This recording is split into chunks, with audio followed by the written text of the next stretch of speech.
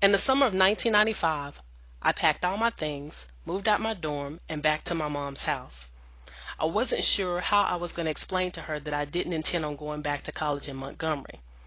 I also had no clue as to what excuse I would use for the large scratches on my neck due to my recent fight.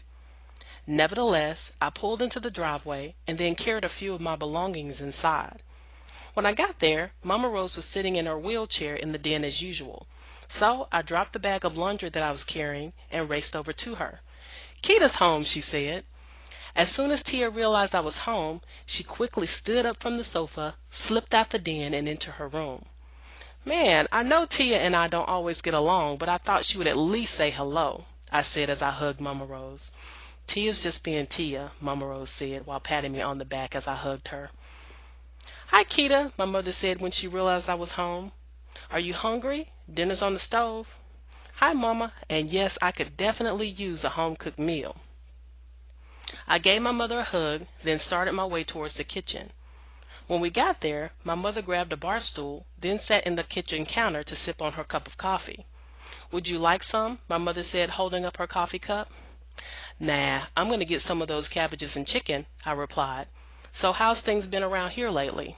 "Everything's good. I'm working with the youth choir at church now. That's been pretty interesting, as you may have guessed." "Yeah, I bet it's been a real workout keeping those rugrats in line," I laughed as I stuffed my plate with food. "You have no idea," my mother said with a puzzled look on her face. Then she put down her coffee cup and moved closer towards me. Using her fingertips, she slowly slid my hair over my shoulder to look at my neck. "What happened to your neck?" "It's nothing, Ma," I said, putting my plate down to head back towards the family room. "It sure looks like something to me," she said, following directly behind me.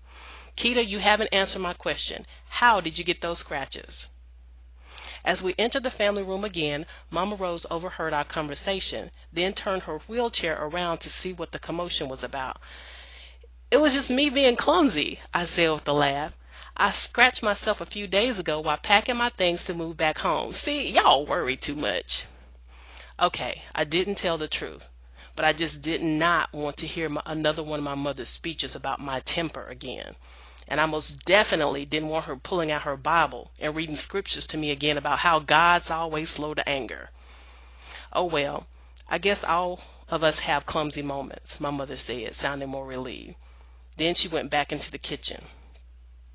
After my mom had left the den, I could almost feel Mama Rose staring at me.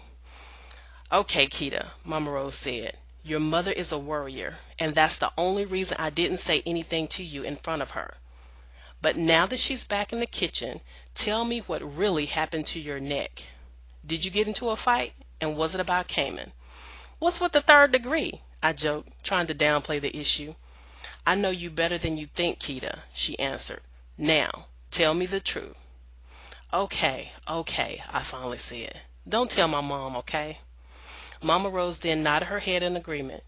"Yes, I got into a little confrontation, but it wasn't about Cayman." "Girl, what's wrong with you?" Mama Rose exclaimed. "You're supposed to be in college getting an education, not down there flunking out and acting a fool." "Mama Rose, my grades haven't suffered at all," I said. "Besides, that fight wasn't even on campus. The girl wasn't even a student at my school." "Kita, I don't want to hear that. Look at you. By the looks of your neck, you must have lost."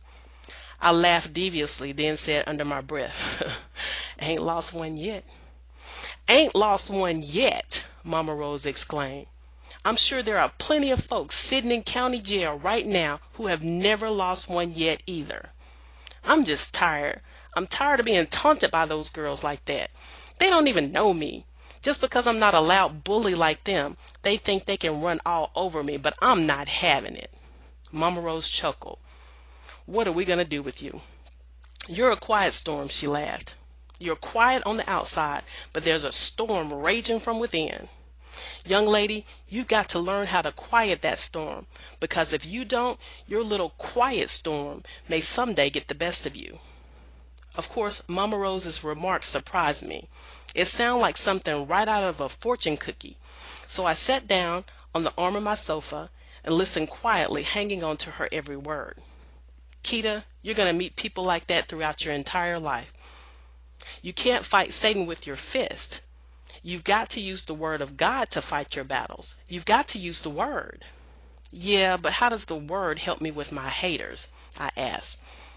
Haters, as you young people may call them, were around in the Bible days and will continue to be here until the coming back of Jesus. But in the meantime, you gotta treat them like God's children. Do you understand? Yes, ma'am, I said with a sigh. After Mama Rose's little sermon, I went back to my room and sat on my bed. It had been months since I had been home, and it felt good to relax in my old room.